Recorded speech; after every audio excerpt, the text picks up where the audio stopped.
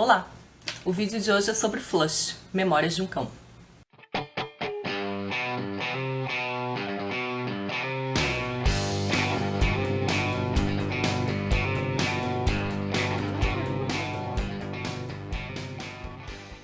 Bom, Flush é uma biografia ficcional que a Virginia escreveu em 1933 e que ela decidiu escrever para descansar um pouco da escrita das ondas, né? O último livro dela que eu li e que eu resenhei aqui no canal, e que é um livro bastante experimental, talvez o mais experimental deles, né? Um livro com 6 focos narrativos diferentes. E então ela quis fazer esse momento de descanso. Não é incomum entre escritores, né? Escrever um outro livro assim mais bobinho para descansar do livro anterior. Mas o engraçado é que, sendo Virginia, esses livros que ela escreve brincando assim para descansar nunca são umas coisas muito leves, não, né? Uma das biografias ficcionais que ela escreveu para descansar da escritura de outro livro foi Orlando, né? Que acabou se tornando um dos livros mais importantes dela, um dos livros mais famosos dela, né?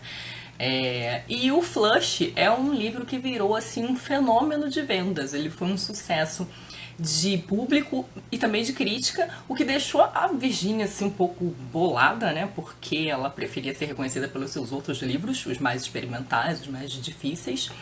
E esse aqui não, esse aqui é realmente um livro mais simples, um livro bem menorzinho. O Flush foi um cãozinho que existiu. Ele era o Cocker Spaniel da poeta Elizabeth Barrett Browning. A Elizabeth, ela foi uma poeta muito conhecida na Inglaterra no período vitoriano. E ela teve uma história de amor, assim, também muito bonita, que também ficou muito conhecida, com o escritor Robert Browning, né? Dizem que essa história de amor deles a inspirou a escrever um livro de poemas super famoso, que são os sonetos da Portuguesa. E a Elizabeth realmente tem alguns sonetos maravilhosos, assim, são muito bonitos mesmo. A Virginia tinha lido uma compilação da correspondência da Elizabeth com o Robert. E foi essa leitura que a inspirou, então, a fazer a biografia do Flush, porque ele é citado ali várias vezes nessa correspondência. A Virginia Woolf também tinha uma Cocker Spaniel, então ela talvez tivesse assim esse carinho especial por cachorros, e então ela decide fazer essa biografia do Flush. Apesar de o livro ser bastante simples do ponto de vista da estrutura narrativa, né, esse não é um livro com fluxo de consciência. Ele é um livro narrado em terceira pessoa, no qual o narrador vai tentar contar a perspectiva do cão. Mas ele é um livro que tem discurso direto, discurso indireto, um outro momento de discurso indireto livre. Ele não chega a ter fluxo de consciência do cão, tá? Mas existe um esforço, sim, da Virginia em mostrar o mundo do ponto de vista do cão. Então, um mundo muito repleto de cheiros, né? Um livro que tem muito as sensações ressaltadas. A Virginia, ela tende a fazer livros mesmo, isso já é um pouco dela, essa valorização das sensações, né, dos cheiros, dos sons, mas aí, quando falando de um cachorro, ela pôde deixar a imaginação correr solta, porque realmente é uma parte muito importante da percepção do mundo para um cão, os cheiros das coisas, né? Então, é um livro bastante sensorial nesse sentido. O Flush foi dado para Elizabeth de presente. A Elizabeth parece que tinha uma saúde assim muito frágil e ela ficava muito dentro de casa, então ela tinha essa amiga que morava numa área assim mais de campo, mais de interior. E o Flush então tinha ali uma vida um pouquinho mais livre, mais solto e tudo mais. Então ela decide dar o Flush para Elizabeth. E boa parte da vida, do primeiro contato deles, é enclausurado. O Flush fica no quarto com a Elizabeth, então é uma mudança drástica de vida, mas o Flush vai viver muita coisa. Esse cachorro teve muitas experiências na vida, inclusive várias experiências traumáticas, mas também outras experiências aparentemente mais agradáveis. O livro tem essa estrutura bastante simples, mas ele tem um ou outro momento assim de brilho, sabe? Tem umas passagens que são muito bonitas, eu vou ler algumas, como por exemplo a passagem do primeiro encontro deles. Entre os dois existia o maior abismo que pode separar um ser do outro. Ela falava, ele era mudo. Ela era mulher, ele era um cão. Assim, intimamente ligados, assim, imensamente separados, um encarava o outro. Então, de um salto, Flush subiu no sofá e se acomodou no lugar em que permaneceria para todo sempre, sobre a manta aos pés da senhorita Barrett. Na página 41 também tem uma passagem muito bonita que diz assim: o fato era que os dois não eram capazes de comunicar-se em palavras, o que dava lugar a vários desentendimentos. Mas será que também não levava a uma intimidade peculiar? Escrever, a senhora Barrett exclamou certa vez, depois de trabalhar arduamente por toda uma manhã. Escrever, escrever. Apesar de tudo, ela deve ter pensado: será que as palavras dizem tudo? Será que as palavras dizem algo?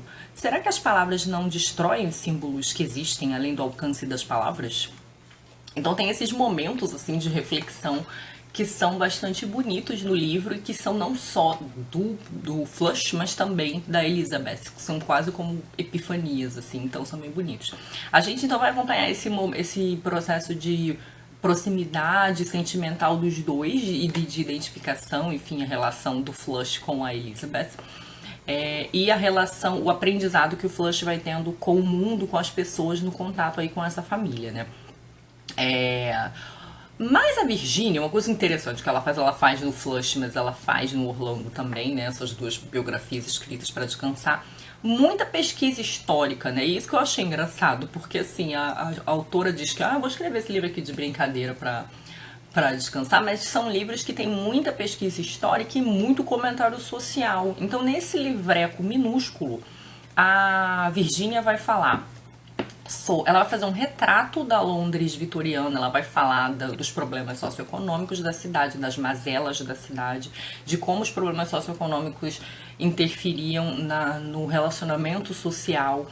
Ela vai falar sobre costumes culturais e ela vai fazer vários paralelos sobre a diferença de raça de cães e as diferenças sociais entre as pessoas. É muito interessante como as reflexões que a Virginia põe no Flush sobre a sua origem, a sua raça, a sua diferença em relação aos outros cachorros, ela de uma certa forma serve de paralelo para a gente pensar as relações sociais. E isso vai ficar muito claro quando a família Browning se mudar para a Itália, porque o Flush vai ver que as relações sociais na Itália são completamente diferentes. Então, de uma certa forma, é uma reflexão sobre a arbitrariedade, sobre diferenças culturais, mas também sobre a arbitrariedade de certos hábitos. Né? Porque o Flush vai ver que a vida dele vai ser completamente diferente na Itália por uma série de motivos, e um deles é o modo como os cães se relacionam, né? Então também seria, de certo modo, uma paralela com o modo como as pessoas se relacionam. A Virginia também ela vai aproveitar aqui para fazer um comentário sobre a condição feminina, porque num dos momentos mais traumáticos da vida do pobre Flush, que é um dos momentos mais sofridos da vida do cachorro, que eu não vou dizer qual a Elizabeth acaba tendo que se debater com uma situação muito complicada. E aí é que ela percebe como a sua autonomia era pouca. E como o seu poder de decisão dentro da família também era reduzido. Então ela meio que tem que comprar aí uma briga, né? Passar por um momento de muita tensão para conseguir resolver um problema sério, né? Então, assim, eu não tô dizendo para dar spoiler, mas é um episódio muitíssimo interessante, que é muito traumático e emocionante na vida do cachorro, mas que é muito ilustrativo da situação, da condição da mulher. Então, eu acho muito interessante esse aproveitamento que a Virginia faz, né, numa história aparentemente leve, aproveitando para fazer essas análises sociais, esses comentários culturais. E tem bastante ironia nesse livro também, né? Foi uma coisa que eu achei muito interessante. A Virginia aproveita para fazer botar um humor irônico aí para jogo.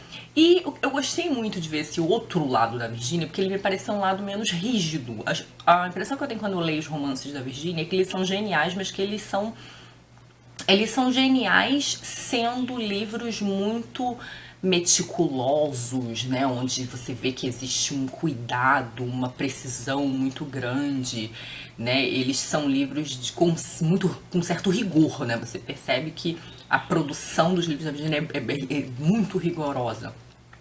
E eu achei que esse é um livro onde a gente vê uma Virginia mais light mesmo, né?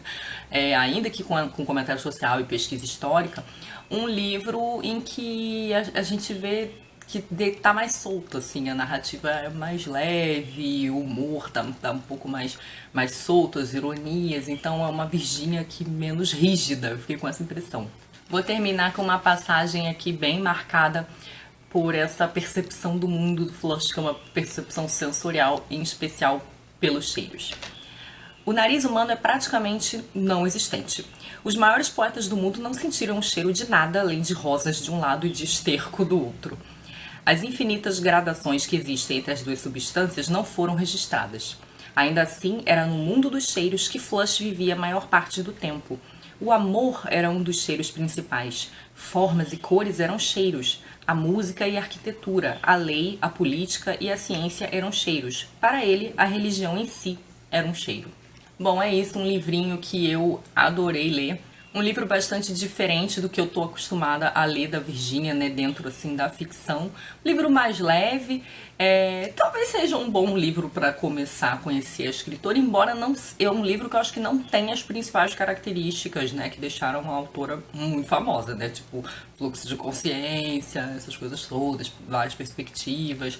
É definitivamente um livro mais tranquilo, mais fácilzinho de ler, mas é um livro que tem essa coisa de que ele tem essa fofura, né, por lidar falar de um cachorrinho e tal, mas ele também tem esses comentários sociais que são bastante interessantes, né, Virgínia não dava ponto sem nó. Então gostei bastante. Me digam se vocês já leram Flush, o que vocês acharam.